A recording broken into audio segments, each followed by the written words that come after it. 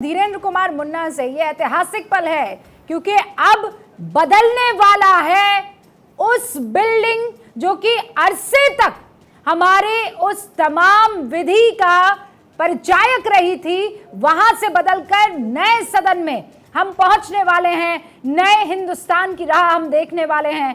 फिलहाल धीरेन्द्र कुमार मुन्ना भी हमारे साथ जुड़े हुए हैं। धीरेन्द्र कुमार मुन्ना जी, आपने सुना तहसीन, मेरे दोस्त और दानिश भाई दोनों ये कह रहे हैं कि ये आज से पहले तक नहीं हुआ। क्या छुपाया जा रहा है?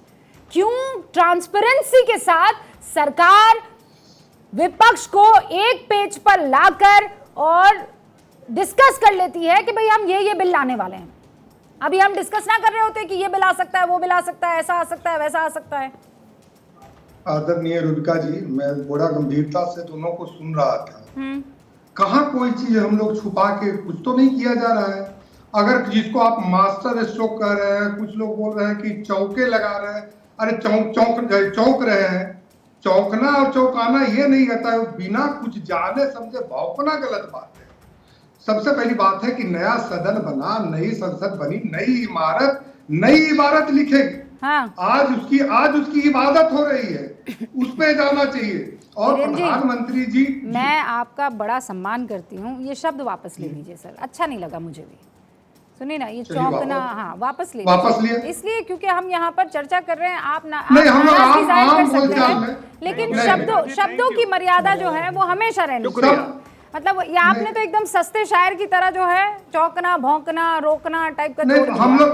हम लोग बिहार में भौंकना को बहुत उस तरह से नहीं लिया जाता है। नहीं, अरे नहीं, बहुत अच्छी बात है, लेकिन आप बिहार वाली डिबेट में नहीं बैठे ना, आप तो पूरे देश वाली डिबेट में बैठे हैं। अब दानिश भाई के यहाँ पर हो सकता है ये बात ना बोली जाती हो, प्रेम जी के यहाँ ना बोली जाती हो, तहसीन जी के यहाँ ना बोली जाती, पर इंटरेस्टिंगली समीर, तहसीन और प्रेम जी सब एक ही इलाके से। महाराष्ट्र आप लोगों की कभी नहीं बोला जाता है, कभी नहीं बोला जाता है। हाँ धीरेन्द्र जी, आप बात पूरी कर लीजिए, चलिए आगे बढ़ते हैं।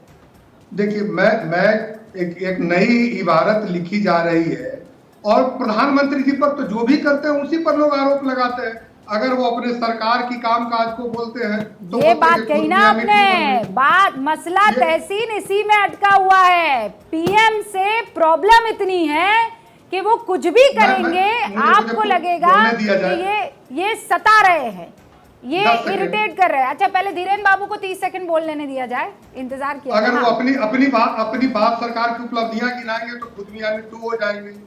अगर वो कुछ नहीं बोलेंगे तो प्रधानमंत्री जी जवाब नहीं देते हैं। अगर विपक्ष की नाकामियों को गिनाएंगे तो बोलेंगे कि टारगेट कर रहे हैं। आखिर प्रधानमंत्री जी अगर कुछ भी करेंगे तो इनको हर चीज में तो खामियां नजर आती है। आज राज्यसभा और लोकसभा में भी सुन रहे थे, राज्यसभा में खड़गे साहब बोल रहे हैं कि हमने लोकतंत्र को टिका के रखा 75 वर्षों से, यही मेरी कामयाबी है। राहुल गांधी जी कह रहे हैं कि लोकतंत्र है ही नहीं।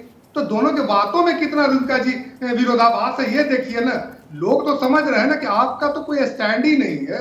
आप किस बात पे विरोध कर रहे हैं प्रधानमंत्री जी का या किसी का? आप जो बोल रहे हैं और जो कह रहे हैं, आप ही के नेताओं के बातों में विरोधाभास है। आज आप देख लीजिए ना कि लोकतंत्र के आप कहते इतने बड़े पुजारी हैं। तो 1975 में प्रेस को बैन किया गया, आज फिर वही बैन हुआ कि नहीं हुआ? तो लोकतंत्र के चौथे स्तंभ का जहां आज सदन में प्रधानमंत्री जी उन पत्रकारों को बताइए, उससे कुछ रुक पाया क्या धीरेन्द्र भाई? हम डिबेट कर रहे हैं और आप देखिए इतनी तादाद में लोग डिबेट देख रहे हैं, इससे किसी को फर्क पड़ता है क्या? लोगों को मुद्दों से फर्क पड़ता है, चेहरों से नहीं आना है ना आए, आएंगे तो वेलकम, नहीं आएंगे तो यकीन मानिए हम कहेंगे भीड़ कम। 10 सेकंड मुझे खत्म करूंगा। मैं कह रहा हूं कि ठीक है, लोकतंत्र के चौथे स्तंभ का अगर आज पुरानी यादों को ताजा करे थे प्रधानमंत्री, तो प्रधानमंत्री उनको भी चौथे स्तंभ को भी उन्होंने याद किया जो कवर कर रहे थे इतने दिनों से संसद को। और दूसरे तरफ देखिए कि कुछ लोगों को वही 1975 से पुरानी चीजों को लेके आते आते 2023 में फिर प्रेस को बाइकआउट करना, फिर शब्द को बदल के कह रहे हैं कि असहयोग आंदोलन करना। तो कहीं ना कहीं लोकतंत्र इन लोगों ने जो एक कमजोर करने का सिलसिला वो अंदर से मिटा नहीं है। ठीक है धीरेन्द्र बाबू, मैंने आपको सुन लिया। अब जब आप कह रहे थे तब स्क्रीन पर आप ही थे, लेकिन पीछे बहुत यहाँ पर चीजें चल रही थी। और क्या चल रही थी मैं दर्शकों को बता देना चाहती हूँ। धर्मवीर जी हमारे साथ जुड़ चुके हैं। अच्छी बात यह है तहसीन जी, बस एक सेकेंड, कुर्सी लगी नहीं थी, धर्मवीर जी ने अपनी कुर्सी खुद ही खींची, खुद ही बैठ गए। इसे कहते हैं खुद मुख्तारी, इंडिपेंडेंट। भाई हमको नहीं चाहिए कोई कैमरा पर्सन, हमको नहीं चाहिए कैमरा, हम अपना काम। और यही तो कर रहे हैं धर्मवीर जी, बसपा यही तो कर रही है। हमें ना चाहिए किसी की कुर्सी, हम खुद ही ले लेंगे। कीजिए श्री गणेश। जी जी जी रूबिका जी, जी जी बिल्कुल बिल्कुल बिल्कुल।